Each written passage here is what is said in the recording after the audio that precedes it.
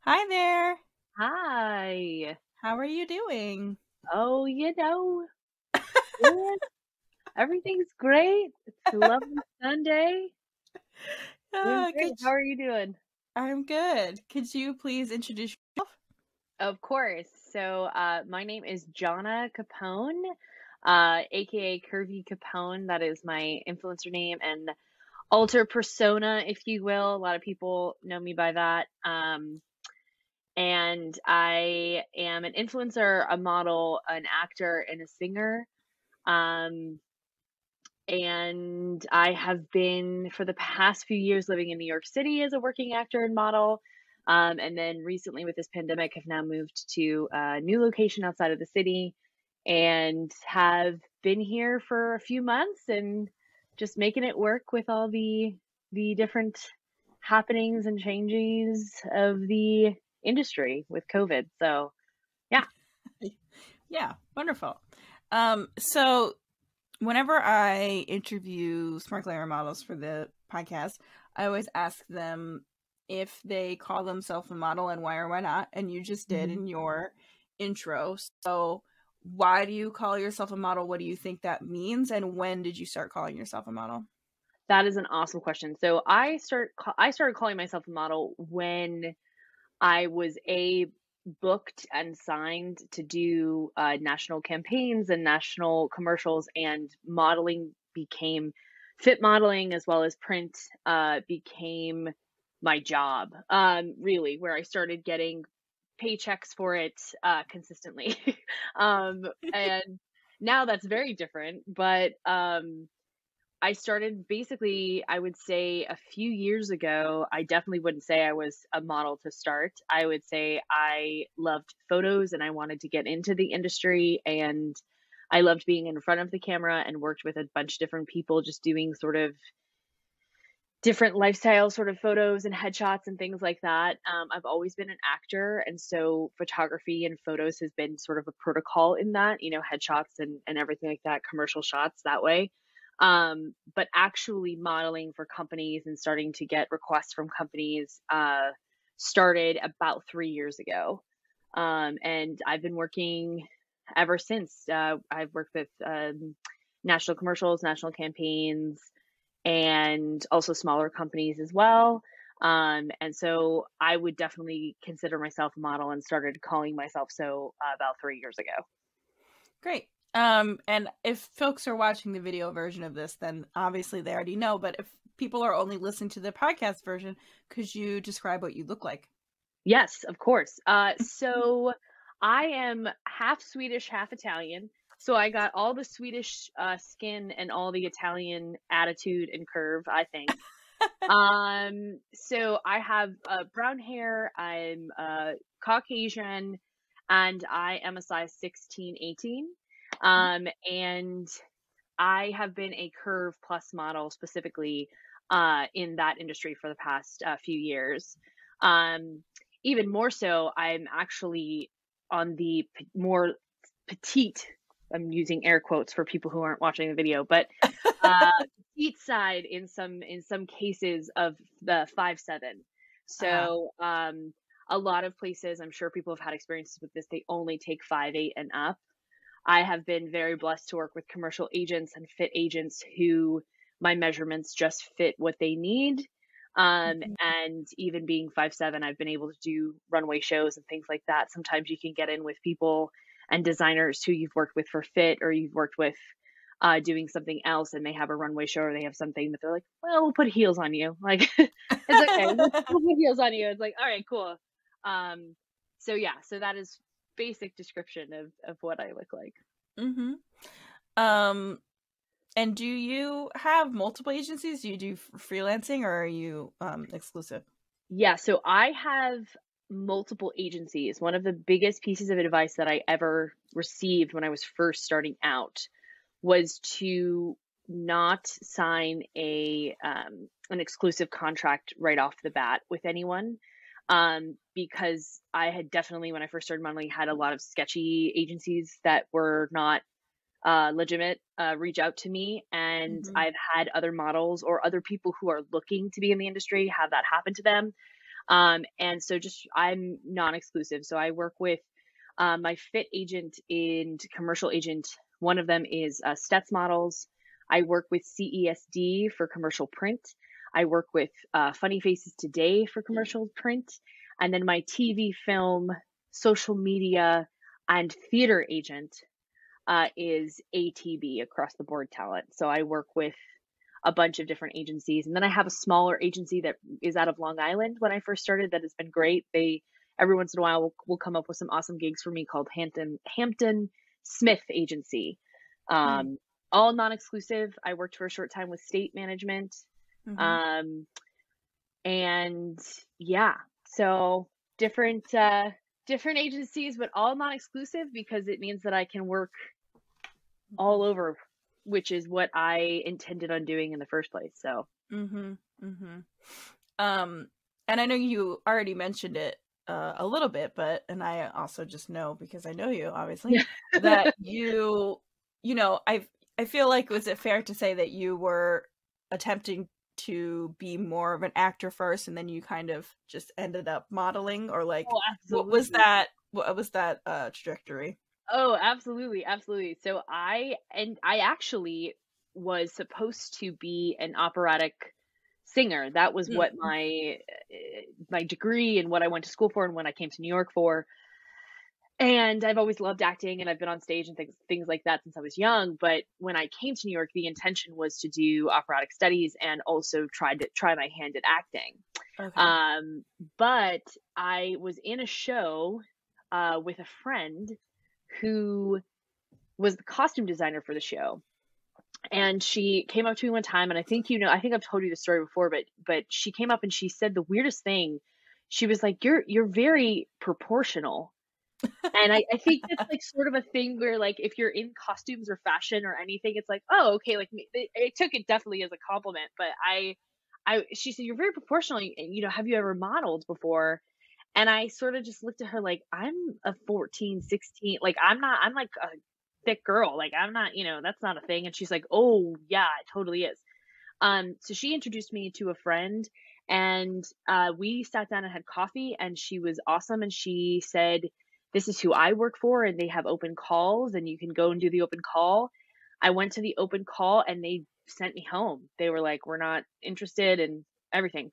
And then that same girl called me a few weeks ago, or a few weeks after, and she said, I can't do this photo shoot. Can you do this photo shoot? It was like very short notice. And I was like, absolutely. Yeah, totally. And it was my first professional photo shoot for Dia and Co.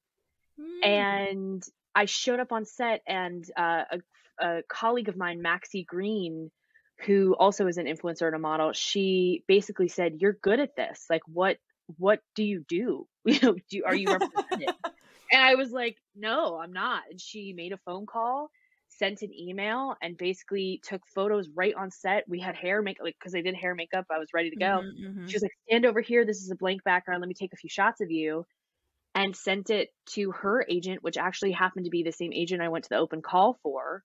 And they signed me for fit the next week. And then from there, I just met people and had basically different opportunities to model. And I worked with photographers, and I said, if I'm going to do this, I probably should get better at it. And just sort of went through different castings. That's how I got to SmartGlamour, was just, a casting, and came in, and every just sort of small world, people knew people and guided me to those people. And then that's how the modeling sort of happened. And from there, it's been what I do mainly, which has been great. But it definitely wasn't the goal when I came to New York at all. But I'm very grateful for it, because it's done a lot of cross sort of worlds that have allowed me to do more stuff, which is great. So yeah. And I feel like you started modeling with me in 2017. Yes, because did you meet Alex at a Dia and Co thing? I met Alex. Yes. Yeah. Yes, so she was at the same shoot that happened, Uh-huh. and then we stayed in touch, and Alex sent me the casting, Yeah, yeah. and I was like, this is great, yeah." Mm. And that's exactly right, like, she was on that exact shoot, and, um, yeah, that's how I got into SmartGlamour, and have been doing that since, yeah, 2017, that's crazy. I Um, know. what is time? I'm like, I also, don't know anymore. January's gone. Like, what happened in January? I don't know. I It's the know, it's 31st. No, what? it's ridiculous. I was like, what is happening? But yeah, 2017. It was Alex. It was totally Alex. Got me into it. Yeah. So before starting to model in general, so before the D and Co thing, but also before modeling for me, before it becoming your career, what was your relationship to fashion, whether that be, as a consumer or anything, like wanting to be an actor or anything? Yeah, so I have a very interesting relationship with fashion. I grew up, my grandmother basically dressed us. And she dressed us, I would say, as little nuns for like a good amount of our childhood. The only places the only places we really went were like Talbots, Mm-hmm. um, and had skirts. There were a lot of like skirts and plaid, uh, matching outfits for like a long time with my sister and I. People thought we were Uh-huh. twins. And so I never really was around. My mom was really fashionable. I mean, she would put makeup on in the car, and I always thought that was fascinating. And then she was a businesswoman. Like I put that quotations as well, but she would go out. She was a working mom, and Mhm. so she was in pantsuits and dresses with blazers and things like that. But it was never sort of that never caught on really. Um, and it was also hard because I have always been a bigger person. Mhm. Since I was younger. I mean, we were very athletic when I was younger. The second I hit puberty, I was the first one to have boobs in my class. I had Mhm. hips, I had broad shoulders, I had big feet. It was like not it wasn't what everybody else was doing, and it was not what my grandmother and my mother really had raised us on. And so, you can't walk really into Talbot's at, that size and say, "Let me try the largest skirt that you have on." Um, because it was like a size like 9 for Right, me, right. and I wasn't there. And I realized very quickly that the avenue for me, especially when I started, dating or going into sort of what my style was, I really didn't have a lot of options. Mm. Um, my mom would take me to Lane Bryant for bras and underwear, but there weren't really any. It was not clothes I wanted to wear. Right. And so I had a lot of black clothes, Mhm. a lot of sweatshirts, a lot. It was like a weird soccer mom phase going on where I just like wore jeans and sweatshirts like every day. Uh-huh. Um, because I didn't have, and it wasn't that my mom wasn't like, let's go and try this. It was literally, I don't know how to dress your body type. And Mhm. so I had to kind of figure out how to dress my body type.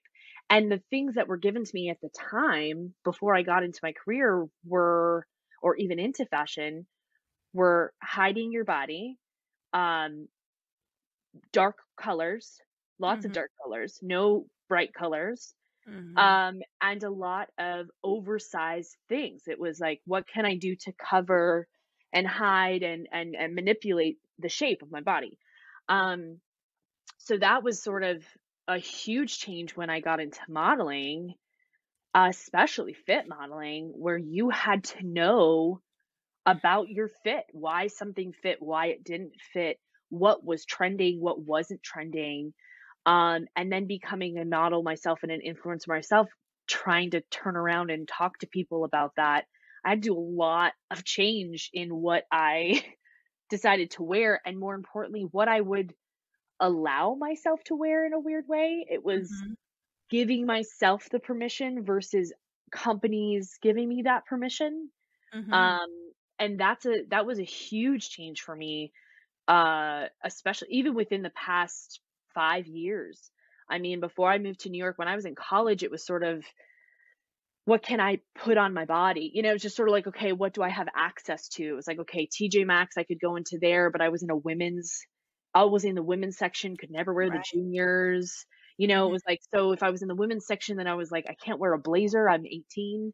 Like it, like, it was like, can I do this? Like there was nobody really telling me, hey, you have a larger bust, so this might be better, or your waist is smaller, but this is a good size for you, or anything like that. There was no guidance in that direction.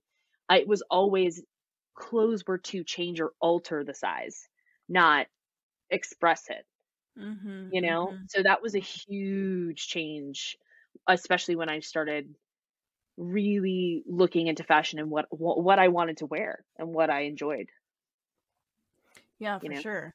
Yeah. Um, yeah, I think that's kind of obviously a common thread that when I talk to my plus size models, it's always a little bit of like, I didn't have options, I didn't have access, and like the access that I did have was to like frumpy stuff or stuff that is made for people who are older than me, and so you're like a Yeah. teen and a teen like dressing like a mom. Right, and even the things that I did, I remember for a particular moment, I went to this girl, it was scarring for me. I just remember being I think it was middle school or high school, like going into high school, probably my last year of middle school. The theme was a blue theme, like you had to wear a blue something. Oh, like for And the I day. for like the party, it was like, "Oh, just Oh, a wear party. blue."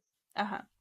So I found this awesome mint color, but it wasn't even mint. It was like a turquoise, like it was blue. It was in the blue Mhm. family. And it was the first bright color that I had really like enjoyed and saw. And my mom was like, "Great, like you love that? Great, like let's wear it." I got to the party and they tore me to shreds.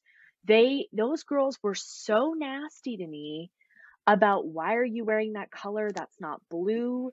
That doesn't look right. That's not." And it was the first time they, I think, had seen me be confident and excited about something that I was wearing. And the girls, Mhm. I mean, tore me to shreds. And then I ended up calling my mom and I went home.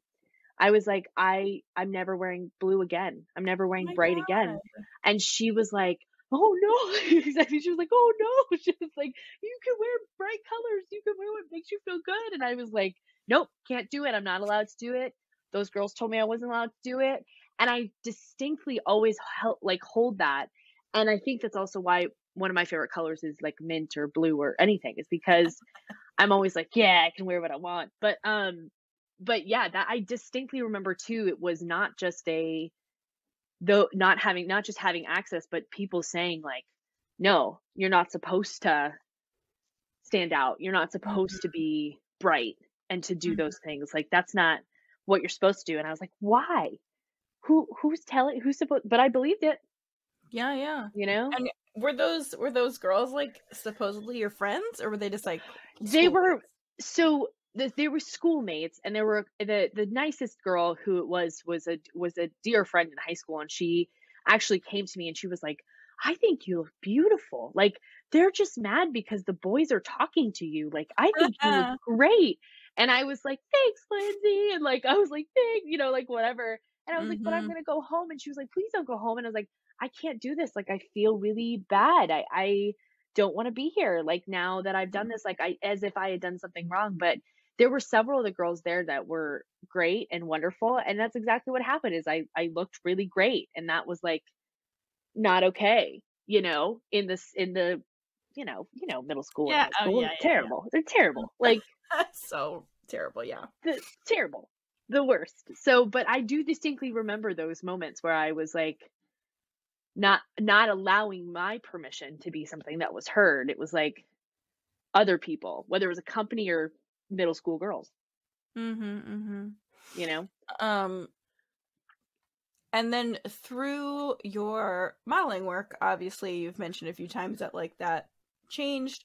Like, did it only change because you now had access to things, or like what was going on mentally for you during that time to like make you feel, you know, more confident and more in your body? I would say that I had access more to not clothing per se, but mentors. Mm, I had people like Maxi Green and like other models or other people who had been in the game for a little bit more.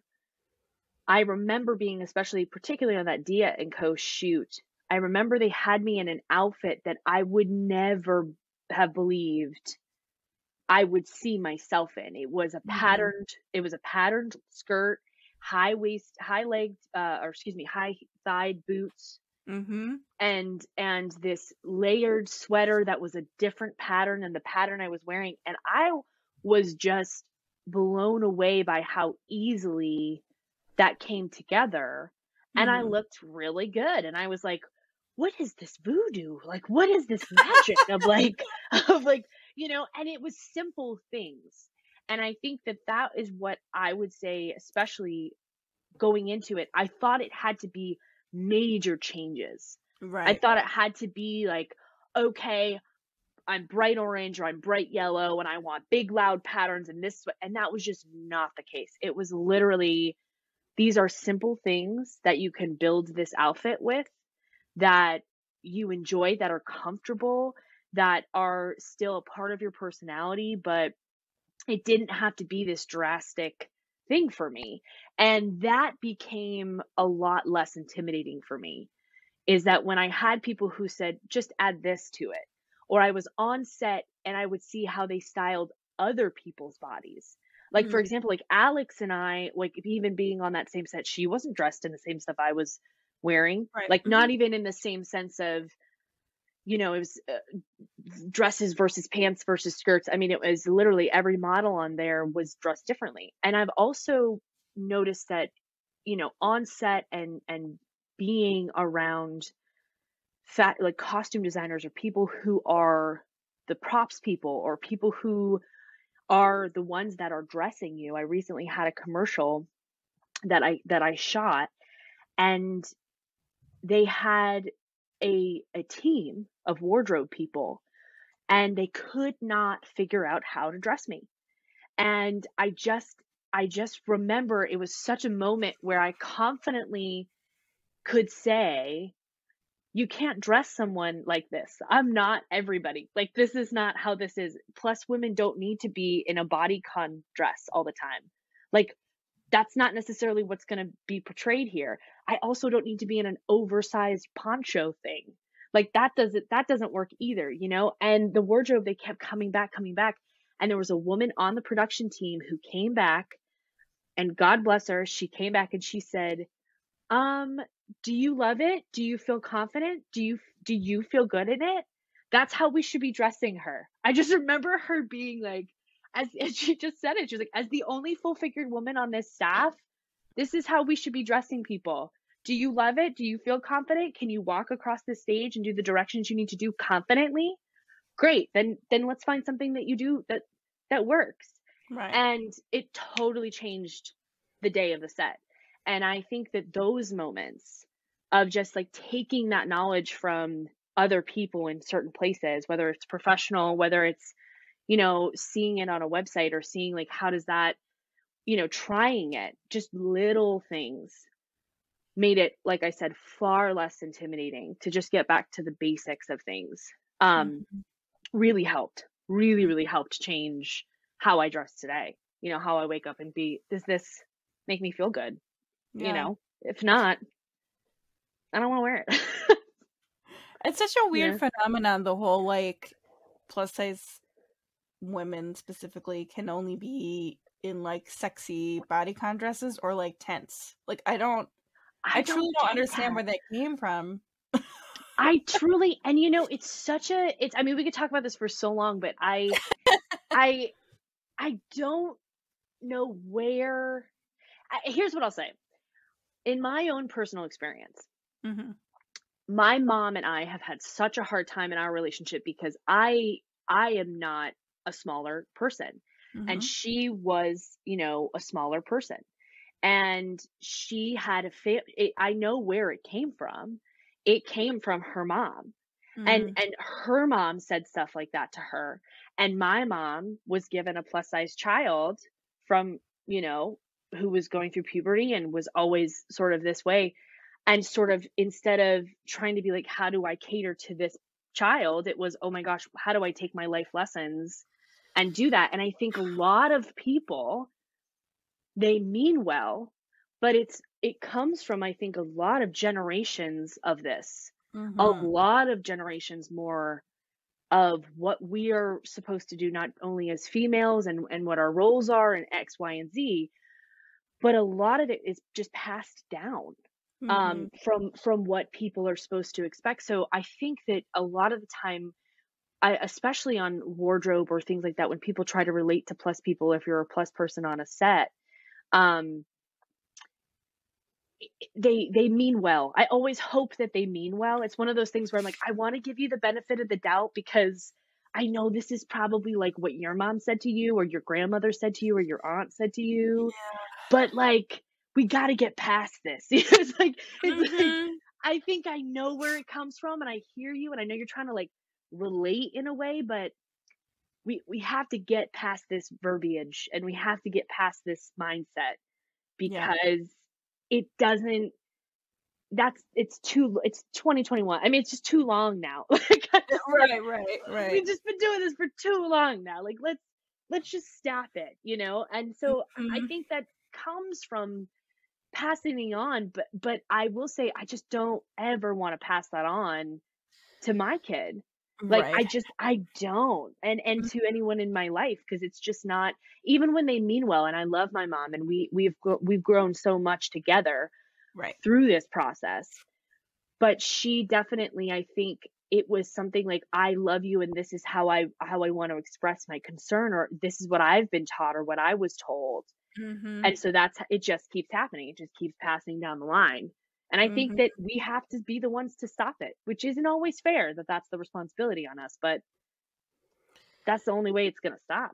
I feel like, you know? Right. Yeah. And I think that I mean, I've definitely talked to so many people over the years through Smart Glamour about like things that we've been taught about ourselves wrongly, and like, where did you learn that about yourself? And like, I feel like I can kind of break it down to like two general categories. One being like just what we've learned through osmosis of Mhm. like watching TV, watching movies, seeing advertisements, like that kind of stuff that just goes in. And then the other half is like, oh, well, that's what my mom said about my body, or my aunt said about my body, or my grandmother said about my body, or this one woman at school who meant a lot to me one time said about my body, or like, you know what I mean? Like, you just grasp onto things that people say and you hold them tight, and then you have to like learn how to unlearn them and like Yeah. relearn the things. So like, yeah, I agree.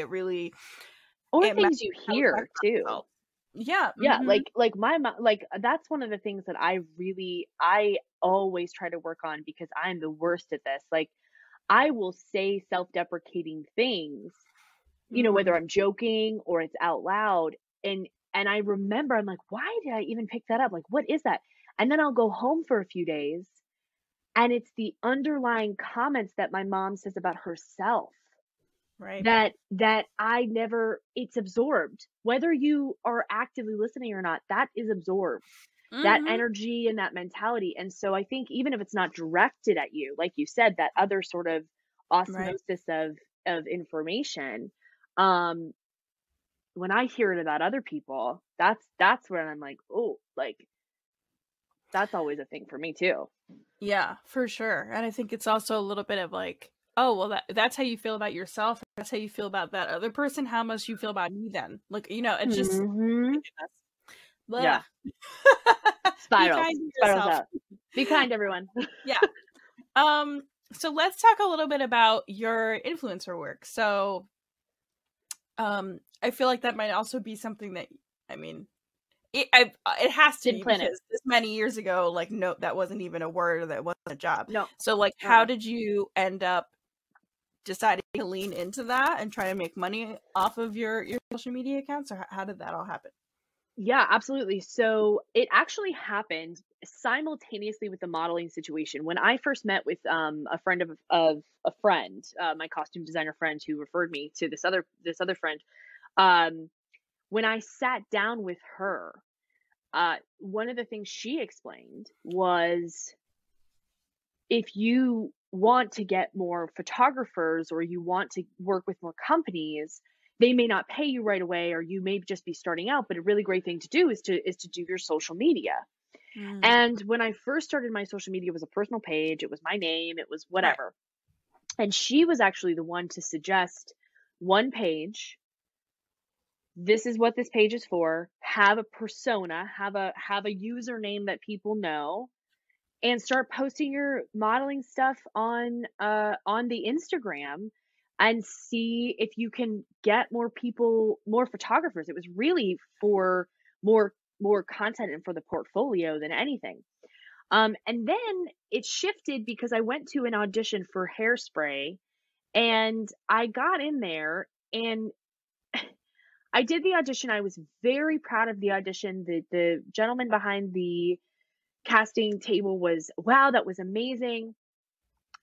And then I got through the next segment, and I did my audition, and then they just said, I'm really sorry, but we're just looking for somebody who's a little bit bigger.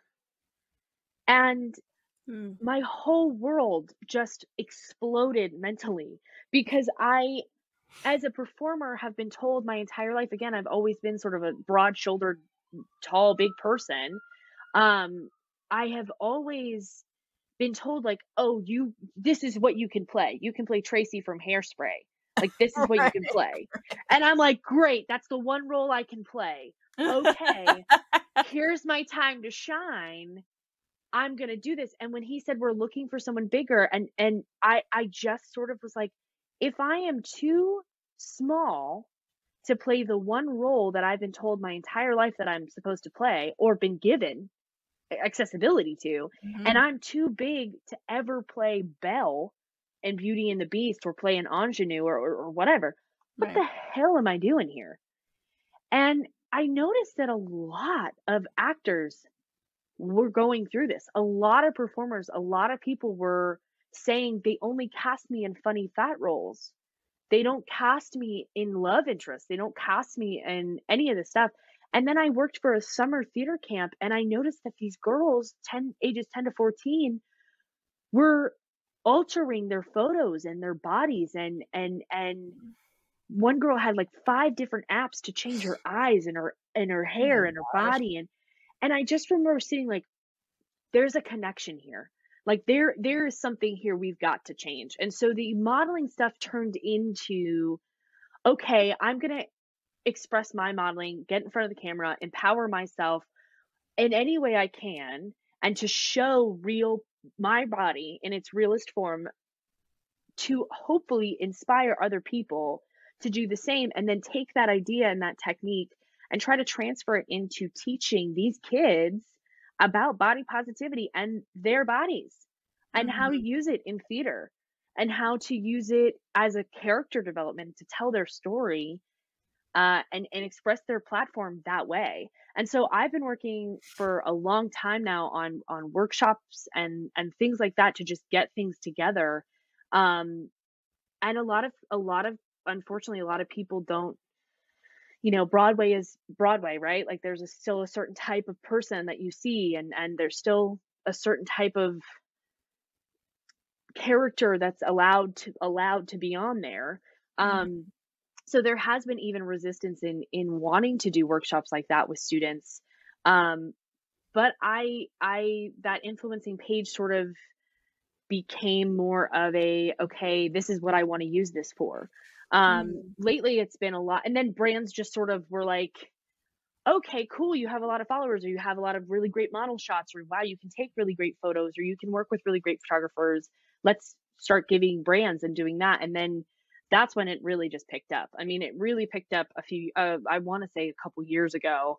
All of a sudden it went from like 250 people to 100,000 people. And right. it was kind of like, okay, it's a mixed bag of people who are in, the curvy community and the body positive community. There are people there who just want to come on and see my photos because they think I'm pretty, mostly strange men. But, there, and then there are also people in the theater community who are saying, oh, okay, this is what you want, this is what you do, or this is how you want to do it. And I get on there and do monologues, or get on there and sing, or get on there and just sort of say, like, these roles we can do. This is not, we can do these roles. You can put us in these sort of compartments all you want, but I want to get out there and do something that's not the same. I want to sing Sarah Bareilles because she's an ingenue, she writes ingenue characters, and I can do that. And so that's sort of how it kind of has developed, and it's sort of a modge-podge of people and sort of followers that I have, but I've tried to stay really consistent as much as possible in what I'm posting. I just started, especially now with COVID and everything, these new series and things like that, to just sort of cater to that audience as much as possible. The theater community, the model community, and then just positivity, whether that's body positivity, just the mentality, I think is really needed right now. Especially. So that's a long-winded answer of how all of this kind of came to be, but it definitely was not the intention. The modeling sort of jump-started that influencer stuff, and then we're here now with 295,000 people. Wow. Which is, I'm just grateful. I'm like, great, cool. Keep it coming. Keep coming back. Cool. Well, cool, yeah, cool. I feel like it wasn't that long ago that you were just at like 200, right? So I feel like that's a good chunk there all of a sudden. Well, over quarantine, we ended up leaving New York, and we ended up, our parents are both at high risk. My sister was in LA. I was in New York. We left. We went to North Carolina. 2 weeks turned into 7 months in North Carolina. Wow. Because of everything. So while I was in North Carolina, we revamped the page.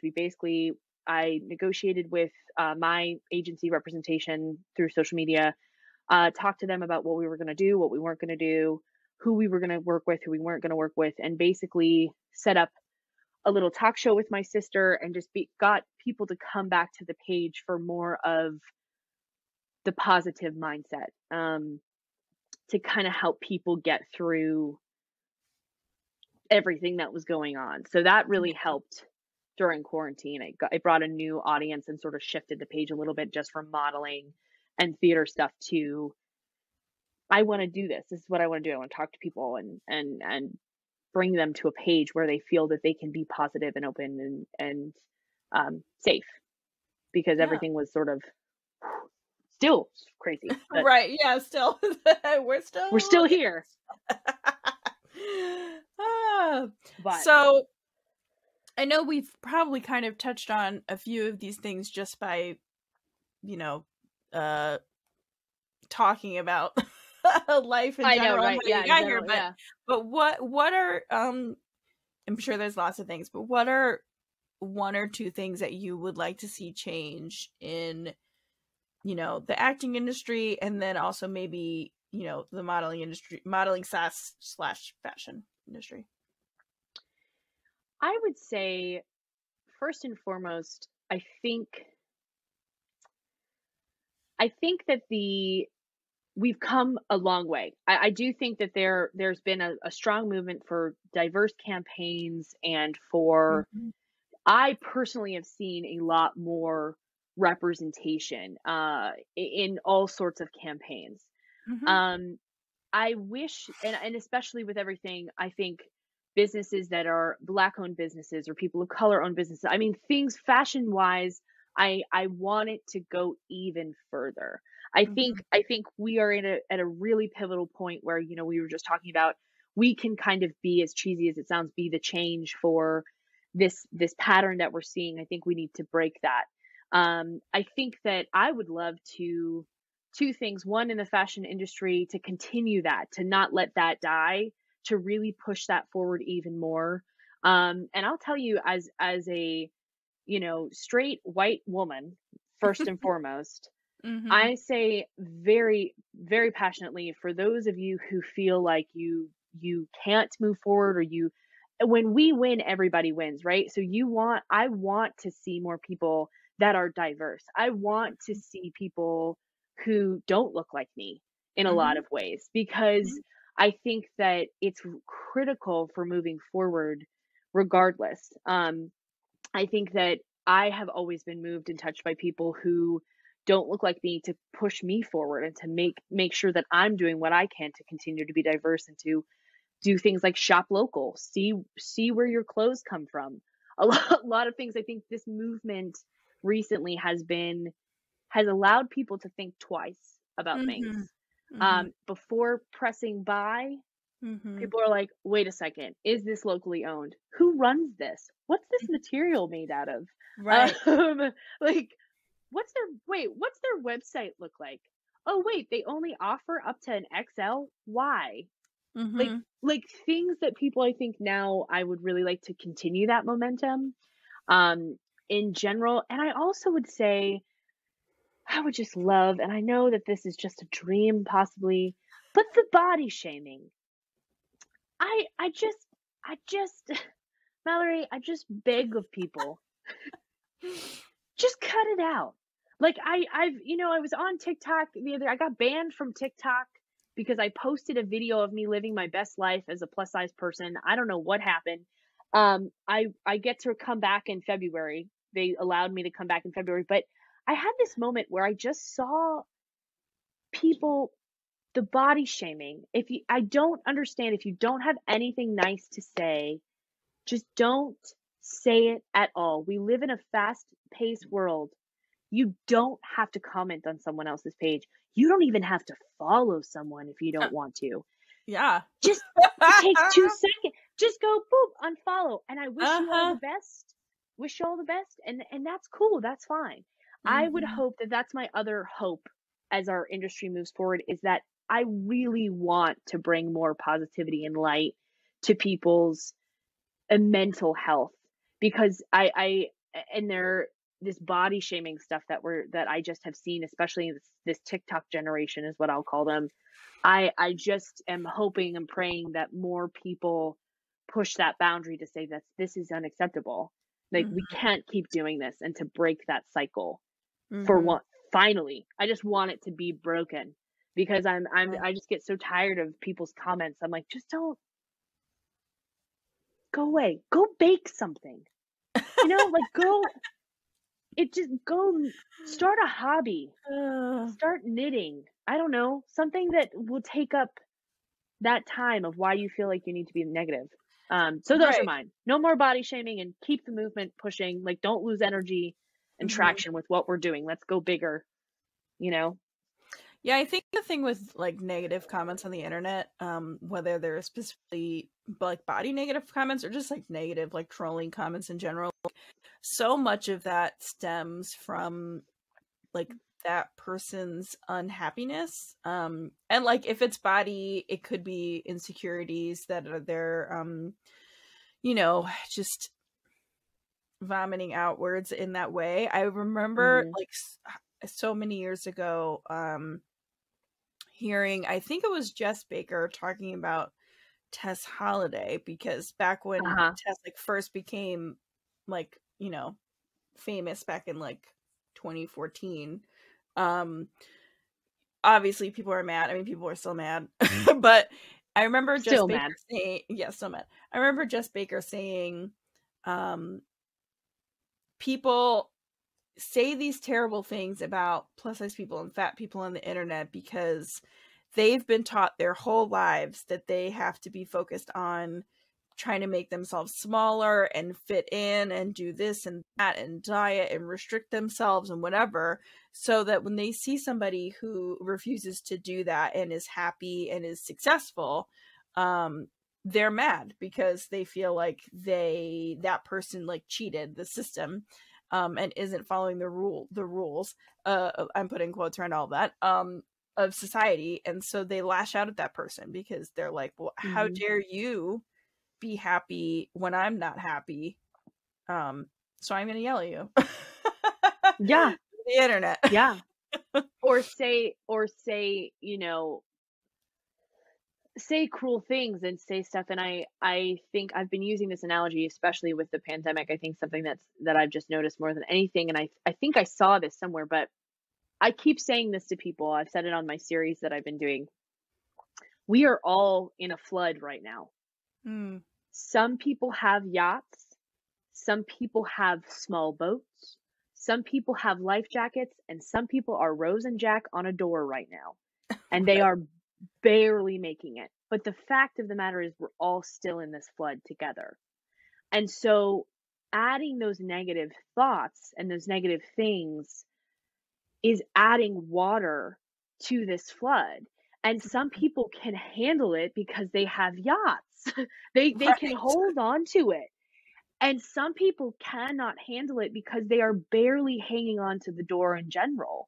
And I think if anything, it's something that I've never understood. Why would you want to add to the flood? Whether somebody can deal with it or not. I tend to sort of try to be as, quote unquote strong, or try to just let those brush off.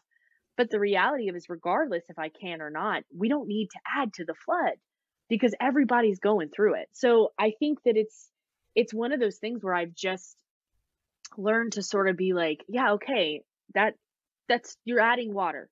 We don't need any more water right now. You got a life jacket? We're You got a good. life, we're good. Just throw We're us good a on life jacket. That's fine. No more water, please. We're done with water. Like, we don't need any more water. Okay.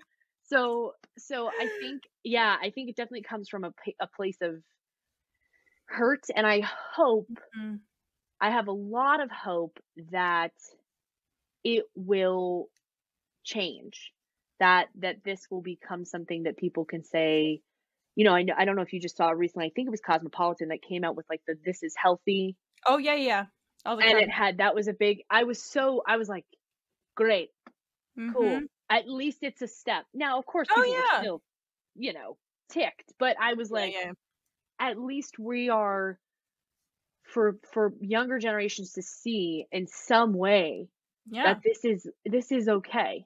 It's like, I don't have to prove my health to you all the time, and that these ideas need to break up and change. So let's hope that that's what happens. I mean, literally nothing changes overnight. And I this is something that I say a lot on this podcast, that like so many of these issues and problems that we discuss are so big, and they exist in so many different spaces in life, like they exist in systems, they exist in personal relationships, they exist in media, like just so many ways that like there is no like, here's the button to fix that. Like, it's got to be fixed in many different tiny ways all over the place at the same time to then like gradually go in the correct direction. Like, it's not like we're not gonna wake up tomorrow and there's no more mean comments on the internet. Like, that's just like it's just like not gonna happen. It's like not gonna happen. Yeah. But I think that's my biggest thing with the way that I see my page going, or what I'm looking to do, is to actually provide a little bit of that understanding and meeting diverse people from diverse areas or backgrounds or what they do, and having people come on and just talk to people in a motivating, positive way. Because I think that even small steps, like you said, are just really important. Being able to go to a page and not feel not welcome there. That's always been my thing with social media, is it's just so much of, you're not good enough. You're not good enough. You're not good enough. You're not good enough. You can't do this. You can't wear this. You can't have this. Look at this. This is the epitome of beauty. This is what we're supposed to do. And I just don't want to be in that page anymore. I'm just like, regardless, I'm like, I don't want to be someone on your news feed that is feeding that to you. I'd rather feed you me with no makeup trying to do a burpee because I hate burpees. Do you know what I mean? Like, let's like talk about how much everybody hates burpees, or me trying something new and not liking it, or like me, just like humanizing this idea, the mentality. I think the more that we can bring human beings forward of all diverse background, color, everything, it's better. It's just always better. Absolutely. I agree. So on that note, where can people find you and follow you on the internet? Yes. So my Instagram is curvy, CURVY underscore Capone, Capone. That is my last name. I didn't steal it from a fellow Italian person. I've been asked if I like just took it, and I was like, no, nope, that's my last name. I am on Instagram. You can find me on Facebook, YouTube, Twitter, LinkedIn for the business type. And I have, like I said, been banned from TikTok. So I do have a TikTok, and it is Curvy Capone. There's no underscore on that, but I will not, unfortunately, be able to return to the TikTok community until I believe February 4th is when I've been given my time to return. So you can find me there as well, but not yet. So well, when this comes out, we'll be past that. So unless you yeah, get banned once again, which I have no intention of being TikTok banned again. The tweens are after me, but I won't let it happen. So you can follow me on TikTok, Curvy Capone on that, and then the Instagram has the underscore. But yeah, wonderful. Well, thank you so much, Jonna. This was a lovely. Oh yeah, thank you so much for having me, and we could literally talk about this for hours. So we'll have to do more.